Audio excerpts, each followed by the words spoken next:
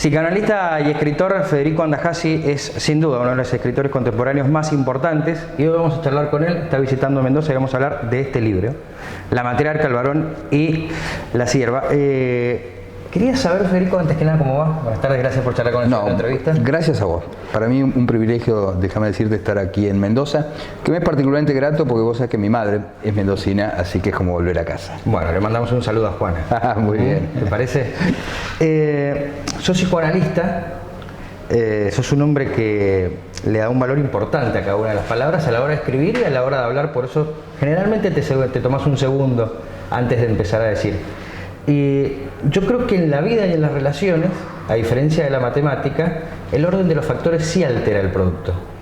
¿Por qué la matriarca está primero y el varón segundo? Está bien, muy buena pregunta. Habría que ver qué tipo de triángulo es o qué tipo de triángulo percibe el lector.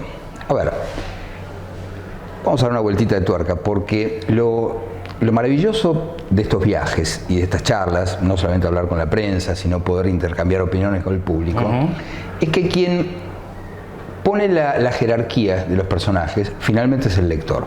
Por eso a mí me interesa tanto estas charlas con la gente, porque de verdad que hay tantas versiones de una novela como lectores existen. Uno escribe un libro, ahora, después, quien le da el último sentido, quien tiene la última palabra es el lector. Ahora bien, te doy mi punto de vista, que a lo mejor como autor algún valor puede llegar a tener. Efectivamente, la matriarca para mí es el personaje más importante, porque desde las sombras maneja ese matriarcado, con sus particularidades, desde las sombras. El gobernador, el varón, es apenas, y esto después se ve, una suerte de títere que obedece a la mano, muy diestra por cierto, de la matriarca. Y por supuesto, el otro vértice del triángulo es la sierva, es la niña. Sí, lo que no cabe duda es que el vértice de la sierva siempre es el que está abajo del triángulo, ¿no? Entre algunos el que debemos discutir esta o esta posición, pero... Exactamente. Es que yo creo en la mecánica triangular de la narrativa. Creo que la narrativa siempre es triangular. ¿Por qué? Porque por más que haya dos personajes, siempre hay un tercero que es el que organiza la narración. Pero también yo tengo que decir en este punto que esta novela está inspirada en un hecho real. Exactamente. Es irónico lo del principio, lo de los personajes que se parejan en cualquier realidad, ¿no? Toda prevención en un libro es una ironía, siempre. Dicho esto, no le voy a restar valor de veracidad a lo que está dicho en un tono irónico. Pero este libro está basado en una historia cierta. Vos sabés que en la época que Rosas estaba en la cumbre del poder, un camarada de armas, el teniente Castro, que estaba muy enfermo, era viudo, tenía una hija chiquita, que en la realidad se llamaba María Eugenia. Viendo que se estaba muriendo, le confía a Rosas a su hija, cosa que en la época y en la casa de Rosas era muy usual. Era frecuente, sí. De hecho, un hijo natural de Belgrano se crió justamente en la casa de Rosas. Pero esta chiquita no tuvo la suerte del hijo de Belgrano porque Rosas la recluyó en un sótano de la casa, la redujo a servidumbre y lejos de darle a esa nena lo que debe darle un padre adoptivo, ¿no? a esa chiquita, no solamente, te decía, la redujo a servidumbre, sino que bajaba ese sótano para abusar de ella, para violarla sistemática y consuetudinariamente. La historia es desgarradora. Es tremenda. Y en la historia real tuvo 6 hijos con esa chiquita, que después le reclamaron la paternidad de Rosas, después cayó el rosismo, él se exilió en Inglaterra, pero quedaron archivos de esos juicios que le inician los palermitos. Los palermitos, así le decían. Es una historia tremenda. Entonces, yo la descubrí cuando estaba escribiendo la historia sexual de los argentinos. Y para mi enorme sorpresa, descubrí que es un hecho que se había silenciado durante muchísimo tiempo. Digo, es un hecho que se conoció poco. Sí, en su momento, y después de la caída de Rosas, tuvo alguna resonancia, pero después cayó en el olvido. De modo que me propuse reconstruir esa historia pero desatándome las manos del documento. Decidí incluso cambiarle los nombres, cambiar incluso algunos escenarios, porque yo creo fundamentalmente en el valor histórico de la ficción. Me parece que, paradójicamente, los historiadores, en nombre de la verdad, nos han mentido sistemáticamente.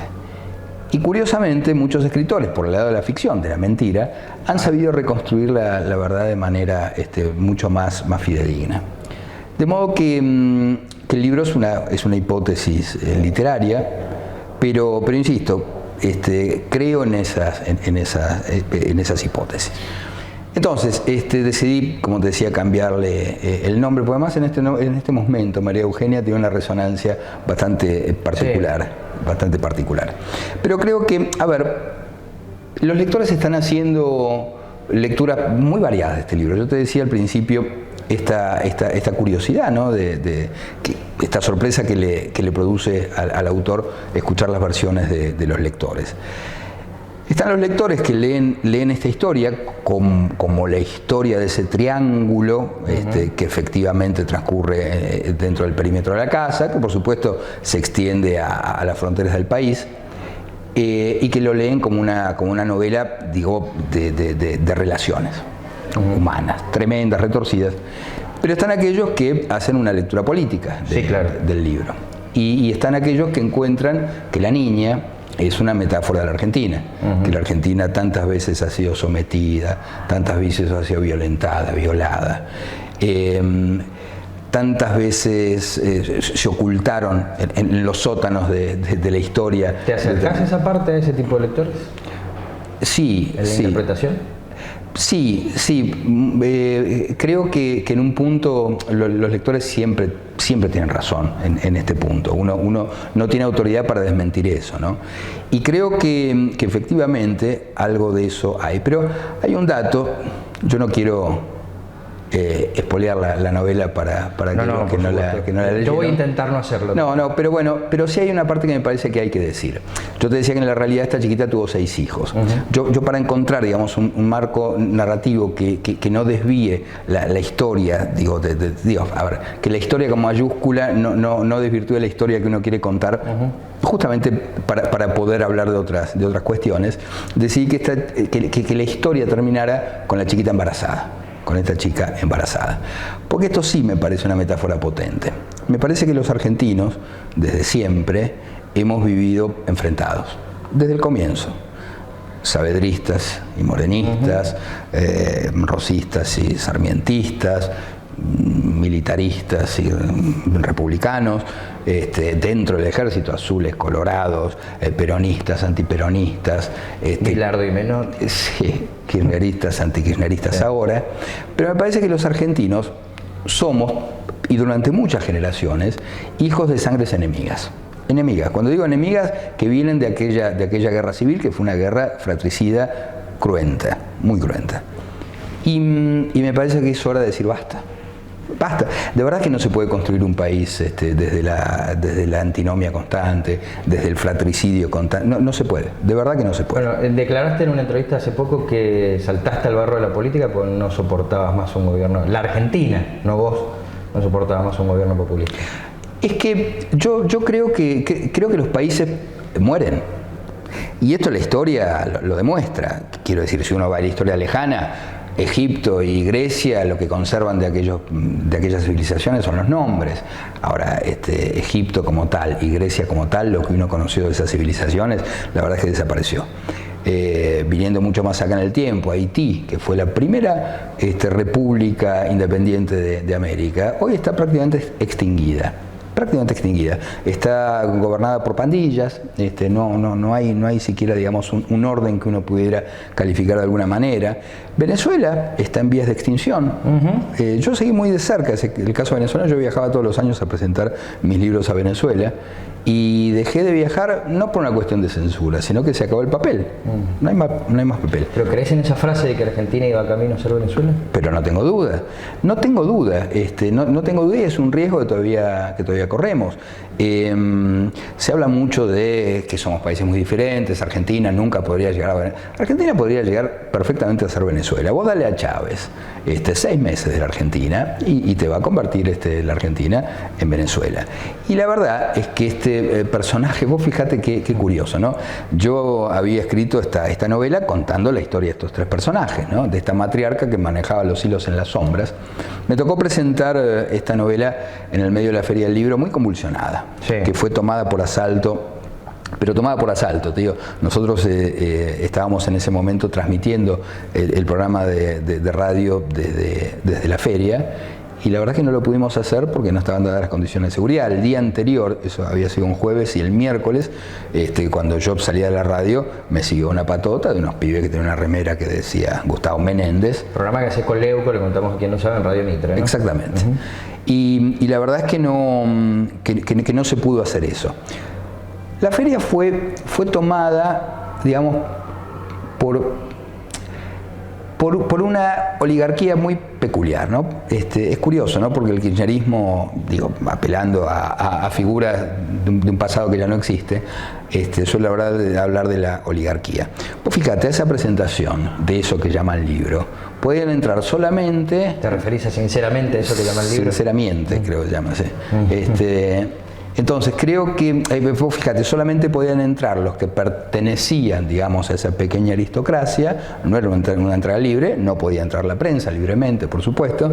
Vos imaginate si yo el domingo que presentaba decía, no, acá solamente entran mis amigos.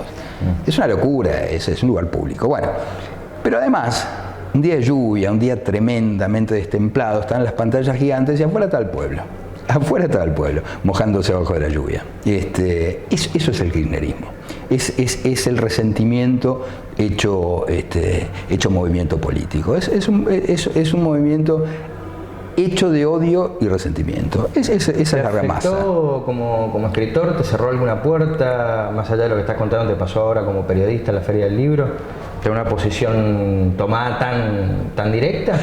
Mira, la Feria del Libro también es cierto que tiene una dirección muy cercana al kirchnerismo. De hecho, muchos de ellos son kirchneristas, algunos han sido candidatos por el kirchnerismo. Y entregar la tradición que tiene la Feria del Libro, digamos, ya ni siquiera al kirchnerismo, a un sector de la vida política, me parece que es dilapidarla. Perdió una credibilidad histórica la Feria del Libro. Pero además esto también habla de qué país... en qué país está pensando Cristina, ¿no? Porque ahora, te decía... acá utilizo tus propias palabras. ¿Es tan diferente en términos de comunicación al que propuso Marcos Peña? Vos mismo lo criticaste por eso, por utilizar todo el tiempo la grieta como plataforma para Totalmente. Una Argentina vieja. ¿Y sabés en qué lo pienso, Federico? Yo considero, más allá de que hay acá una connotación política, y creo que hay una connotación partidaria, pero como obra literaria es imperdible, más allá de donde vos te acerques. Descripciones que son, todavía pienso en La falda de la sierva, que son realmente un lujo. Momentos creados por la palabra, la métrica de la prosa, bueno, es excelente. Imagínate si porque alguien diga, en esto de que el fanatismo es la abdicación del pensamiento, che, yo no voy a leer el libro de Andajasi porque soy K y él es M, o anti-K. ¿No sería una verdadera pérdida eso por la grieta? Sí. ¿O por estar de un lado de la grieta? Lo pienso en términos amplios, y ya no en función de mi literatura. Sería un crimen, digamos, que alguien no leyera Sarmiento. Quiero decir, hay un montón de cosas de las que dijo Sarmiento que yo considero aberraciones. Sí, la opinión de Sarmiento acerca de los gauchos, acerca de los indios, la verdad que es imperdonable. Ahora bien, no ser argentino y no leer a Sarmiento, la narrativa de Sarmiento, no leer el Facundo, es un crimen de lesa literatura. Me parece que esto es lo que no hay que hacer. Uno no se puede enceguecer. No se puede no leer a Borges porque tenía tal o cual pensamiento político. ¿Pero no crees que eso pasa un poco?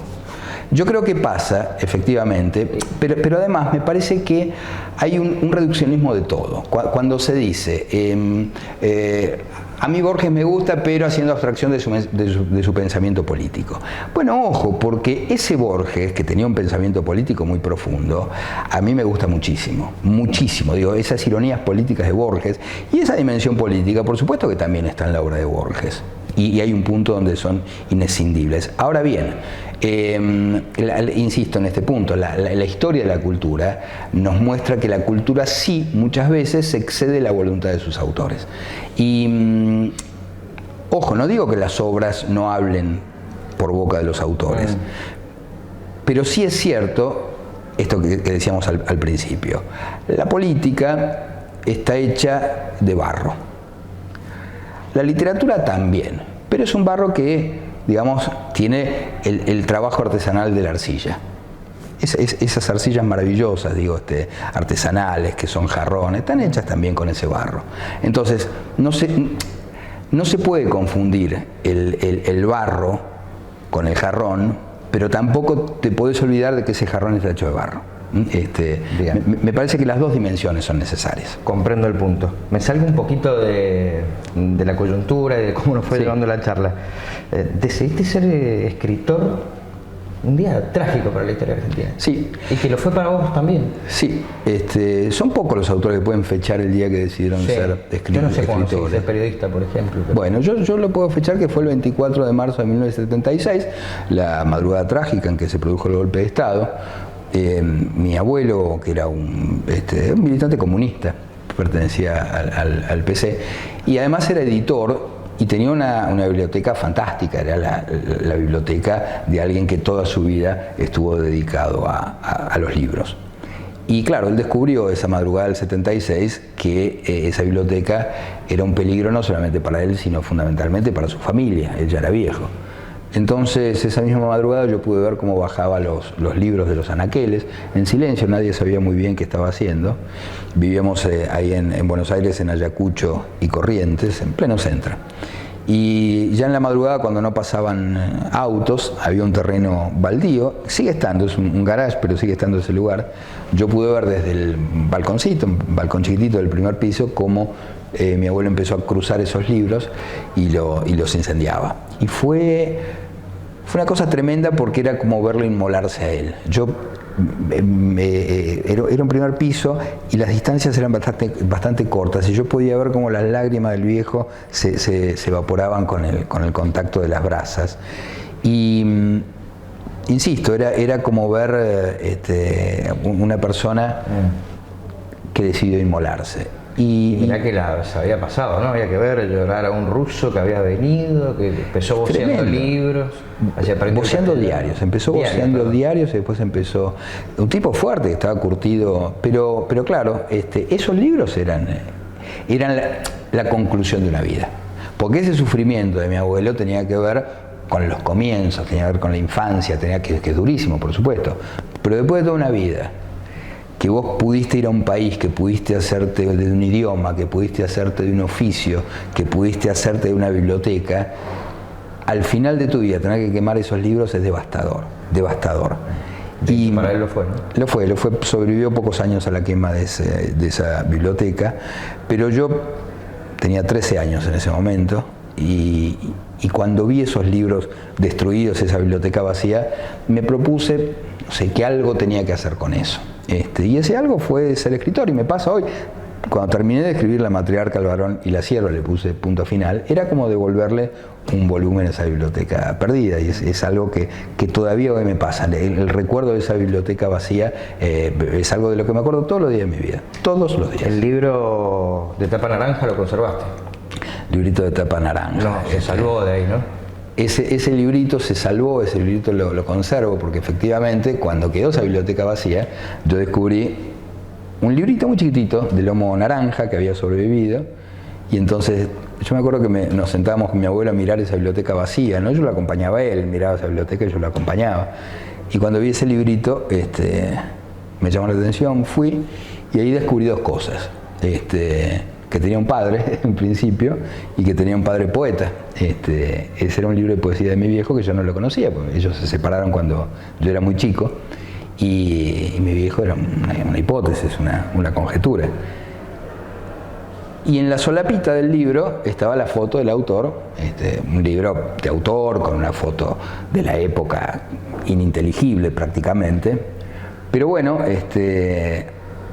a partir de ese día, esa coincidencia, ¿no? La muerte de una biblioteca y el nacimiento de un padre al que no conocía. Pasaron los años, por vecindad, era la zona donde yo me movía, en la avenida Corrientes, venía caminando y veo, parado en la esquina de Corrientes y Montevideo, un tipo que yo lo conozco de alguna parte. No te podría decir que se parecía al de la foto porque habían pasado muchos años, pero tuve la certeza de que era quien yo suponía que era. Entonces me acerco, mi viejo era húngaro, él nació en Budapest, se llamaba Bela, igual que mi abuelo. Hay que tener valentía para abordar ahí. Y entonces... ¿Lo reconoces como un acto de valentía o no? ¿Desesperación? No, fue un acto, fue un impulso, fue un impulso casi biológico, te diré, un impulso biológico. Entonces me acerqué a ese tipo y le digo, perdón, ¿usted es Bela? Sí, me dice. Le digo, mucho gusto, yo soy Federico. Y me pregunta, ¿qué Federico? Entonces, bueno, siempre es muy difícil explicarle a alguien quién es uno y mucho más si alguien es tu padre. Pero a partir de ese momento, él me acuerdo que se sintió como si le hubieran golpeado en la mandíbula, decirle Roberto Arlt, pero inmediatamente después se alejó un paso y me miró. Yo me acuerdo cuando nacieron mis hijos, viste que los mirás de arriba abajo. Hace como un chequeo, si tienen a ver si está ¿no? todo entero. Un escaneo, bueno, me miró así, como quien mira a un recién nacido, y después sí, me acercó, me abrazó. Fue un abrazo muy, muy emotivo. Él se resistía mucho, digamos, a estos actos emotivos. Inmediatamente me acuerdo que me alejó, sacó una tarjeta del bolsillo, me la dio, decía Bela Andajasi Kasnia, psicoanalista, y me dice, te espero en mi consultorio el jueves que viene. Para ser alguien que no estuvo en tu vida durante 18 años, o no de manera presente, quizá a través de ese libro, creo que su impronta en tu vida fue demarcatoria, ¿no? En definitiva, sí. Terminaron siendo los dos escritores, él era poeta, vos escritor, y los dos psicoanalistas. Psicoanalista, efectivamente. Mi viejo terminó siendo psicoanalista. Él había empezado a estudiar medicina, no terminó la carrera. Después estudió filosofía y finalmente terminó estudiando psicología ya de grande. En mi caso, yo te diría que sí, por supuesto, mi viejo tuvo mucho que ver en la decisión de estudiar psicología, pero también cierta pasión previa por la literatura, porque cuando Freud necesita construir ese edificio conceptual que es el psicoanálisis, como no tenía un estatus, una obra que le diera antecedentes, él recurre a la literatura. Entonces vos lees a Freud, lees a Goethe, lees a Shakespeare, lees mitología griega, y eso fue lo que me acercó al psicoanálisis también, ¿no? Ese vínculo con la literatura. ¿Le tenés miedo a la página en blanco? Cero, no, para nada. No existe la página en blanco, no existe. Las páginas son un palimpsesto. El palimpsesto es ese manuscrito que se borró y sobre el cual se vuelve a escribir. Tenemos una historia literaria en la Argentina y universal tan grande que no hay página en blanco. La literatura nunca es una página en blanco, digamos. Siempre una novela es una reescritura de una historia propia, de una historia ajena. De manera que no, al contrario, me encanta la página. Mira, cuando venía acá a Mendoza, viste que ahora uno está completamente interconectado con sus archivos y sus documentos, quería retomar la escritura de otra novela que estoy escribiendo ahora, pero claro, al no haber red no tenía el documento, pero sí tenía una página en blanco. El placer que me dio encontrarme que tenía una página en blanco y poder empezar de cero con una historia, me parece... Yo donde veo una página en blanco, veo una novela. Veo una novela. ¿Y a qué le tenés miedo? Le tengo miedo a lo que le pueda pasar a la gente que yo quiero. Me parece que el hecho de formar una familia, de tener hijos, de vivir con alguien, con gente a la que amás, te cambia para siempre, ¿no? Yo en otro momento te hubiera dicho que le tengo miedo a la muerte, y la verdad que a esta altura de mi vida es lo que menos me importa. Lo que más me importa son mis hijos, mi mujer, la gente que quiero, y muchas de las cosas que uno hace tienen que ver con esto, con cuidar. A ver, yo no sé si antes de haber tenido hijos me hubiera lanzado al barro de la política, pero en el momento que tengo hijos digo, porque es mucho más cómodo estar en ese lugar aséptico del escritor. Pero tengo hijos, la verdad quiero un país para mis hijos, digo, no quiero que se críen en un páramo desolado, realmente no quiero eso. Y es lo que me asusta, la desaparición de las civilizaciones. De aquella anécdota que contaste hace poco tiempo por televisión, de tu mamá tipeando con la máquina de escribir, que te llevó a emocionar, bueno, creo que a todos los que estábamos viendo, ¿no?